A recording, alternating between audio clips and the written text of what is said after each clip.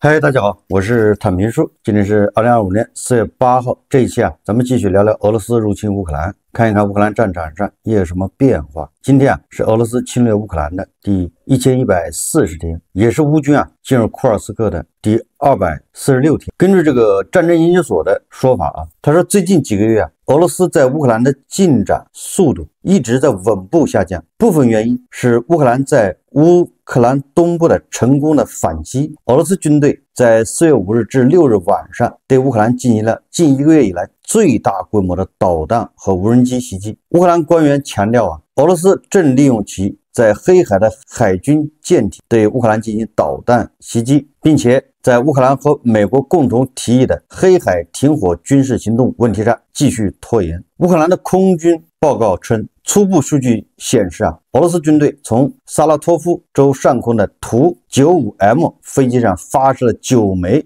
巡航导弹，从黑海发射了8枚口径巡航导弹，从布良斯克州发布了6枚导弹，以及从布良斯克市米勒罗沃罗斯托夫州滨海边疆区和占领的克里米亚乔达角方向发射了109架沙赫德诱饵无人机。乌克兰的官员报告称俄罗斯军队袭击了基辅、苏梅住宅和民用基础设施，哈尔科夫、基罗沃格勒、好梅利尼茨基、切尔卡瑟和尼古拉耶夫州，以及5枚伊斯坎德尔 M 导弹袭击了基辅州。也就是说这个普京一点都没有给特朗普面子虽然特朗普在那儿不停的说普京想停火，普京愿意停火，但是普京就用事实在打特朗普的脸。这个法国国防部4月6号对乌克兰战局做了一个简报。法国国防部说从4月3号到6日，俄罗斯联邦武装部队在前线掌握主动权，主要推进集中在东线。在过去的1周内，接触线总体保持稳定，但俄乌双方在苏梅地区各自取得了轻微的领土进展。在库皮扬斯克和托列茨克方向，乌军通过炮击无人机联合作战，成功阻止了一次俄军装甲攻势，并造成俄方严重伤亡。这个俄罗斯的叫普斯科夫空降兵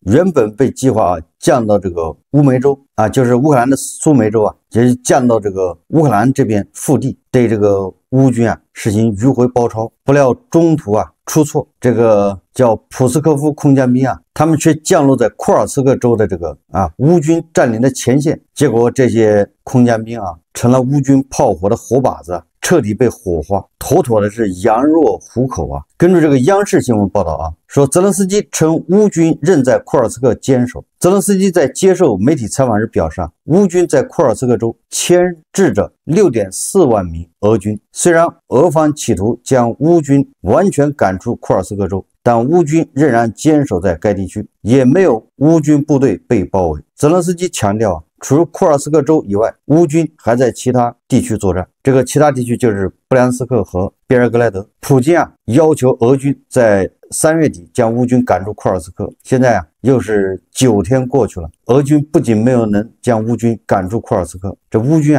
在库尔斯克还扩大了他的占领区。有媒体报道乌军目前在库尔斯克，他的这个控制区达到了300平方公里。在别尔格莱德呢，乌军这个进步更是势不可挡，也占领了近300平方公里土地，并且有一部分乌军突入了布良斯克州。乌军在俄3州的突出表现与欧洲盟友的积极援助有关。布良斯克州边境地区的俄罗斯村民歇斯底里地向当局求助，他们被切断了联系，唯一的商店被烧毁，出租车收费高的离谱，公交车停运，他们尖叫的我们住在地下室，日夜混在一起，政府为他们提供了临时住所，但费用由他们承担。这个布良斯克州的俄罗斯居民说迄今表现最好的州长属于别尔格莱德州的，其他的几个不及格。正因为是布良斯克州遭到乌军的打击，所以这个布良斯克州的这些老百姓向俄罗斯的政府求助库尔斯克州这个库尔斯克市的市长叫伊戈尔库查克因家庭原因宣布辞职。库尔斯克市的市长宣布辞职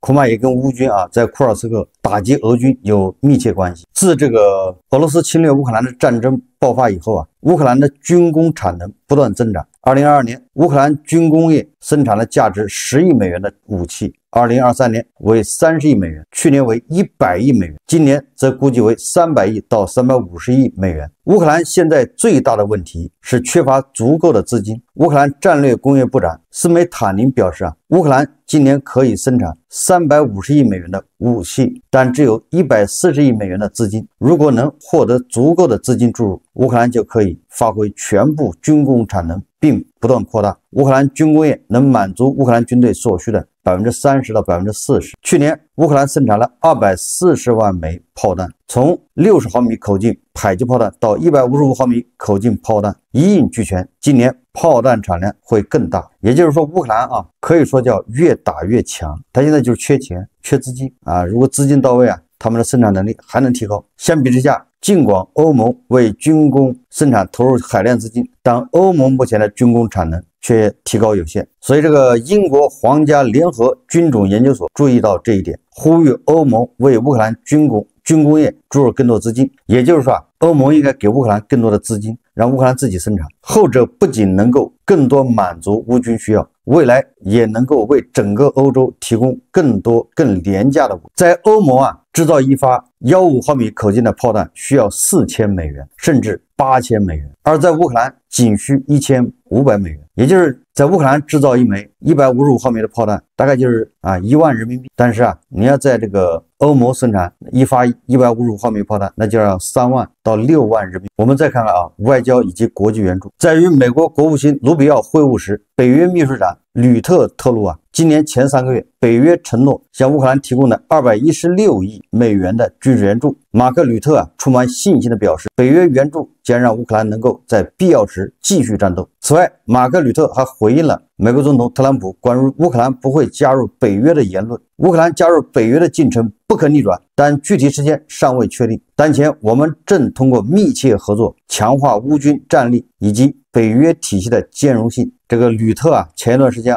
走在错误的道路上，跟着特朗普后面亦步亦趋。现在吕特终于发现这特朗普的本来面目，所以吕特又改邪归正继续支持乌克兰加入北约，继续援助乌克兰。根据这个《金融时报》报道说就目前来说虽然特朗普政府已经恢复了军事援助和情报共享，但情况依然不乐观。乌克兰总统泽连斯基已经表态，以后不会再从美国那里获得免费军事援助，能够不受限制的购买美国武器就已经是很乐观的期待。这个《金融时报》援引乌克兰军情总局消息人士的话报道说乌克兰目前拥有美国武器还能够维持2到3个月。美国确切说拜登政府援助给乌克兰的很多武器都是其他国家难以提供的，尤其是爱国者防空系统这类高技术武器，一旦耗尽，后果不堪设想。从近期俄军对乌克兰空袭不断获得的战果来看，十分令人担忧。针对这种情况，我们尚未看到乌克兰及其支持者要向美国直接购买武器的相关报道。乌克兰现在可以仿制很多美国武器，甚至可能已经具备了制造爱国者防空系统拦截弹的能力，但需要获得美国方面的授权和重要零部件供应。一些技术含量比较低的武器，诸如在战场上受到乌军好评的布拉德利步兵战车和 M113装甲车，乌克兰已经具备了维护维修的完整能力，所有配件都实现了国产化，这着实是一个了不起的成就也就是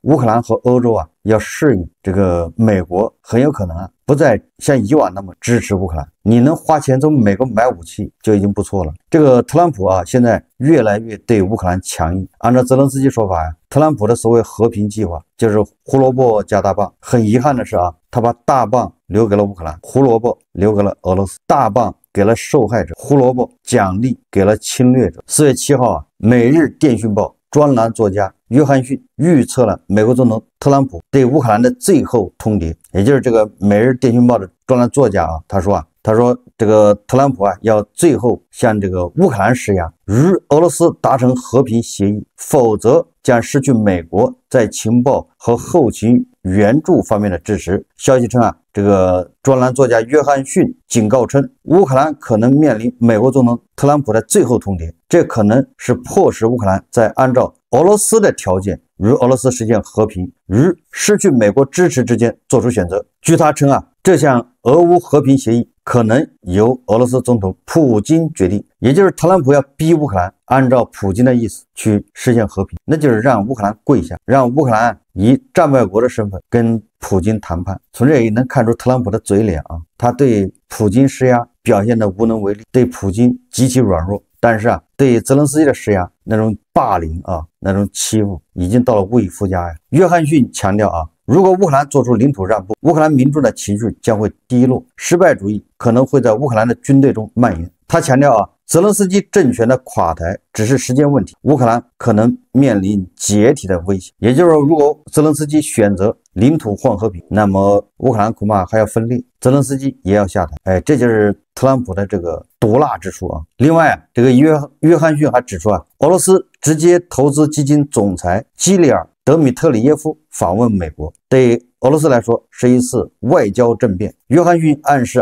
受到制裁的俄罗斯官员现在可以获得进入椭圆形办公室特权。在他看来，泽连斯基却在那里被驱逐出去。你看也就是特朗普对俄罗斯人那是奴颜卑膝对这个泽连斯基那是颐指气使。周五，俄罗斯直接投资基金首席执行官叫德米特里耶夫表示特朗普政府不仅阻止了第三次世界大战，而且在解决乌克兰冲突方面取得重大进展。也就是特朗普按照普京的指示，对吧，去完成任务。这叫取得了重大进展。普京为什么派德米特里耶夫去当这个特使呢？因为这个德米特里耶夫他以前就在华尔街工作，有很多老朋友都在美国的这个政府高层。这个德米特里耶夫跟特朗普这个小集团有些人很熟，本身私交就很好。那美国国内两党对支持乌克兰什么态度呢？最新的数据显示美国对乌克兰援助存在明显的党派分歧，79%的共和党人反对，而83%的民主党人支持。在所有选民中，49%的人支持继续援助乌克兰，而44%的人反对援助乌克兰。总体上看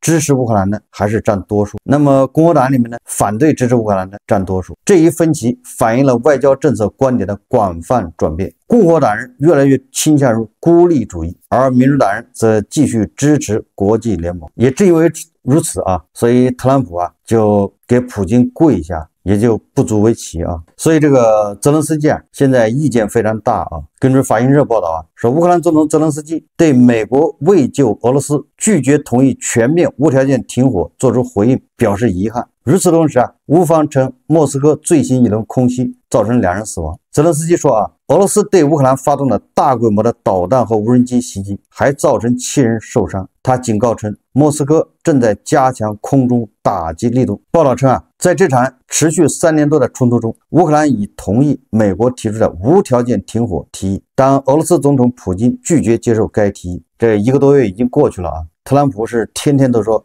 普京愿意停火，他跟普京谈得很好，但是到现在为止，双方互相轰炸的力度越来越强。这个泽连斯基说我们在等待美国的回应，到目前为止还未有任何回应。也就是你特朗普你就知道冲这个乌克兰狠，说狠话，但是对俄罗斯现在不管不顾，对俄罗斯现在继续这个不拿特朗普当盘菜，而特朗普一点脾气都没有，一点表示都没有。俄罗斯声称在一次罕见的跨境推进中占领了乌克兰苏梅州的一个村庄，但乌克兰斥责该说法为虚假信息。最后泽连斯基说俄罗斯空袭的次数在不断增加，这说明对俄罗斯的施加压力力度仍不足。也泽连斯基说你特朗普对普京太软弱。实际上到现在为止也没看见特朗普针对普京针对俄罗斯采取什么强硬措施，连狠话都不敢说这个不仅对俄罗斯软弱，这个美国把自己的盟友已经全部得罪过遍。这个美国不光跟欧盟之间关系，跟欧洲之间关系出现裂痕，甚至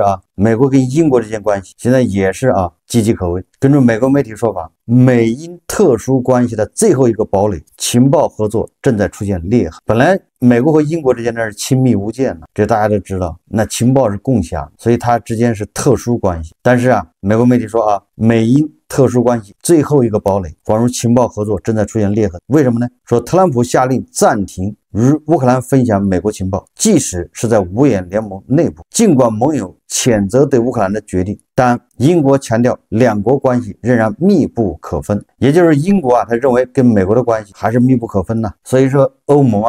或者北约这盟友谴责美国对乌克兰的这些决定的时候，这个英国还为美国辩护。但专家们表示尽管英国与美国的关系错综复杂，但如果特朗普领导下的美国继续背离其最古老的联盟和曾经共同的国际目标，英国可能有必要开始为以前不可想象的事情做准备，也就是跟美国分道扬镳。说白了这个英国的首相斯塔默现在跟乌克兰总统泽连斯基一样，甚至跟这个马克龙他们都差不多，还跟欧盟都还在演戏，都不想跟特朗普直接撕破脸。你比如说特朗普这次给全世界100多个国家加关税，大国是立马就对等报复，给他加34%，对所有美国为原产地的产品加征34%的惩罚性关税，或者报复性关税。那欧盟呢，对吧？欧盟他就没有这么激烈，他说我要考虑考虑，不排除也要这个进行报复性关税。实际上这欧盟迟早是要加的，他只是不想跟特朗普撕破脸。英国、法国都一样，这特朗普现在是不得人心为什么这么说特朗普对俄罗斯对吧？按理来说，你俄罗斯现在正在侵略乌克兰，对吧？你美国加关税，给俄罗斯也应该加上。结果唯独这个特朗普就没有加俄罗斯，然后他给俄罗斯找借口，说俄罗斯本来就在制裁之中，所以给他加这个关税没有意义。但是有很多人就指出2024年美国从俄罗斯进口了几十亿美元的物资，这一下又打了特朗普的脸，所以特朗普又跑出来解释为什么特朗普关税名单上没有俄罗斯。白宫再次回应，是为了不影响俄乌和谈。白宫国家经济委员会主任凯文·哈希特当地时间4月6日在接受 ABC 采访时表示特朗普政府没有对俄罗斯征收关税，是为了避免影响正在进行的俄乌和平谈判。他连对乌克兰的都征税，那怎么就不怕这个和平谈判是乌克兰和俄罗斯都参加欧盟也要参加那为什么就不怕欧盟和乌克兰独担心俄罗斯呢？所以说这个特朗普就叫助纣为虐，就叫欺软怕硬，典型的色厉内荏。当被问及为何关税名单上没有俄罗斯时，哈希特表示显然与俄罗斯和乌克兰谈判正在进行中，我认为总统决定不把这两个问题混为一谈。他补充称这并不意味着俄罗斯将在最大程度上受到与其他国家截然不同的待遇。乌克兰正在遭受侵略关税给乌克兰也加上，却把俄罗斯放过，这个就是特朗普昭然若揭他这个采访记者随后再次向其询问原因，哈希特回应称你真的会建议在谈判过程中把一大堆新东西摆到桌面上吗？这会影响到很多美国人、乌克兰人和俄罗斯人的生活。对此记者表示该谈判代表经常这么做。哈希特则回应称在谈判中中途抛出一个新问题是不合适的，就是不合适。总之说一千道一万，给乌克兰加关税不要紧，给俄爹那是不能加的。那么特朗普给大国加了关税，大国立马反击，这一下特朗普破防了。这个特朗普刚在他的这个社交媒体上说他说昨天大国在已经创纪录的关税、非货币关税、非法补贴公司以及长期大规模货币操纵的基础上，实施了34%的报复性关税。尽管我已警告过，任何通过对美国实施额外关税的来报复我们的国家，将立即面临新的且更高的关税，这将在最初设定的关税之上。因此，如果大国不在2025年4月8日之前撤回其在长期贸易滥用基础上增加的34%关税，美国将于4月9日对大国实施50%的额外关税。此外，所有与大国相关的谈判，包括他们请求与我们进行的会议，都将终止。与其他国家的谈判，这些国家也请求了会议将立即开始。你看这个特朗普非常霸道，他把大国就像乌克兰一样，他以为大国是乌克兰，想怎么欺负怎么欺负。我在想特朗普为什么这么突然对大国强硬？实际上是在为俄罗斯解脱，是为普京解脱，他在转移注意力。这个正好正中普京的下怀。这个普京就希望这个世界局势越乱乱世这个普京就可以浑水摸鱼。这么看的话，特朗普马上就要完成叫不辱普京的使命。但是啊，我可以说啊，这个特朗普啊，恐怕还要发疯啊，因为啊，这关税你加到54%，实际上有的商品啊都已经加到了70%甚至80%。他说啊，还要再加50%，已经没有就是现在54%，很多企业对吧？这个订单都已经没有了，也不打算往美国卖东西了，也不赚钱了，已经。你再加50%，那就是脱裤子放屁。还有1天时间，我们看这个事态怎么发展，看特朗普的怎么收场。这个特朗普啊，完全学普京啊，对吧？把这个霸道啊，可以说用到了极致。什么叫霸道呢？就是我可以给你加关税，但是你不能反击。你看，在俄罗斯和乌克兰这个战争中啊，这个俄罗斯人不就这个逻辑？但我可以打你，但你不能打我，对吧？我可以到乌克兰作战，那叫特别军事行动。但你乌克兰要进入俄罗斯境内，那叫恐怖。这些黄俄啊，小粉小红，这回恐怕要尝到什么叫双标了。以前他们极力为普京辩解啊、辩护，对吧？说普京怎么样打击这个乌克兰都是对的，俄罗斯打击乌克兰，对吧？乌克兰不能还手。那现在特朗普也是个逻辑啊，他对大国进行关税制裁，加关税，你不能反击，对吧？你反击只能招致更加猛烈的这个关税。跟普京说法一样，对吧？这个我们在乌克兰是特别军事行动，是去纳粹化、去军事化，乌克兰不能反击。如果呢乌克兰要反击的话，那乌克兰人民的痛苦就会延长，就会加剧。你们呢，美西方给乌克兰提供武器援助，那是加剧乌克兰的痛苦。这个特朗普啊，可以说是色厉内荏。我们要看一看啊，这个特朗普还能疯到什么程度？为了讨好普京啊，这个特朗普是不择手段，无所不用其极啊。最后我们再看一下啊，这个德国啊，现在什么态度？德国将在9月举行大型军事演习，在汉堡有80万北约士兵参加，主要内容是向波罗的海地区和波兰派遣作战部队。德国国防部长皮斯托利乌斯说啊，应该做好2029年之前与俄罗斯发生战争的准备。显然，这样的演习就是针对爆发战争的需要。处于前沿的波罗的海和波兰将会是主战场。现在乌克兰啊，虽然还没有加入这个北约，但到时候啊，乌克兰无疑是最重要的抵抗力量之一，是不可或缺的支柱。因为所有的欧洲成员中啊，只有乌克兰有战斗经验，能够抵抗俄罗斯的野蛮入侵，对吧？乌克兰有一支90万人的部队，都是身经百战的。问题是啊，欧洲这个时候不能让乌克兰失败，要让乌克兰能保存下来啊。如果说泽连斯基到时候被迫或者乌克兰被迫以领土换和平，乌克兰四分五裂，乌克兰的力量被瓦解，乌克兰很大一部分被俄罗斯吞并，这个抵抗力量此消彼长，也就是很多乌克兰的军队啊，也可能被俄罗斯吸收，反过来变成，对吧？打击波罗的海或者打击北约的主要力量，这叫此消彼长。所以说啊，这个欧洲啊，如果目光短浅，对吧？还没有认识到问题的严重，还在跟着特朗普后面，还抱着期望，这个苦果啊，最终是由欧洲吞下，最后啊，还是要美国人来买单。这就是绥靖的下场。如果说这个特朗普在调解俄乌冲突这一块，他采取的是胡萝卜加大棒，